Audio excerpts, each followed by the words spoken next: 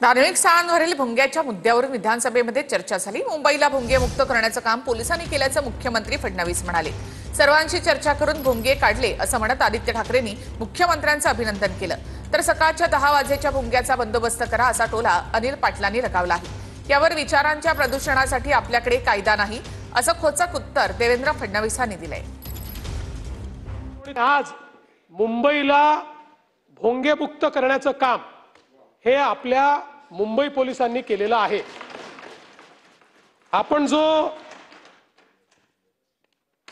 दुसरा मुद्दा या ठिकाणी सांगितला की एसओपीची अंमलबजावणी करण्याच्या संदर्भात, तर निश्चितपणे ती अंमलबजावणी तर चाललेलीच आहे।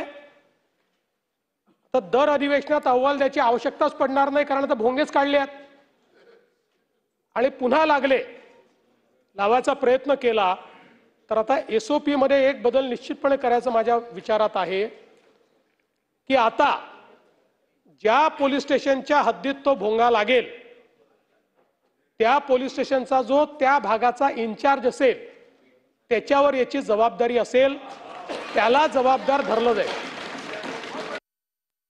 अध्यक्ष महोदय, काल चर्चेत मी ऐकलं मुख्यमंत्री महोदय बोललेत की मुनगंटीवार साहेबांना काहीतरी मोठं पद मिळणार, तर कोणाशी नक्की सहमत व्हायचं आज हे कळत नाही, थोडी गडबड झालेली आहे। तरी देखील मुख्यमंत्री महोदयांना माझी एक विनंती राहील, सूचना देखील राहील। प्रश्न आहे, खरं तर करतोच, अभिनंदन करतो, परवानगी आहे तुमची? नाही, मी नक्कीच करतोय।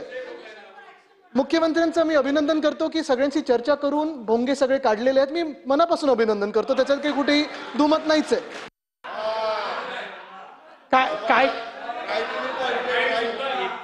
काम मुख्यमंत्री महोदय, तुमच्याकडनं इतकं चांगलं काम होतं, पण त्या सकाळच्या 10च्या भोंग्याचीही माझी तक्रार आहे, त्याचाही विचार करा। नाही, त्याच्याकरता त्यातला एकच प्रॉब्लेम आहे की आता ध्वनी प्रदूषणाच्या विरुद्ध आपल्याकडे कायदा आहे, पण विचाराच्या प्रदूषणाच्या विरुद्ध अजून कायदा व्हायचा आहे।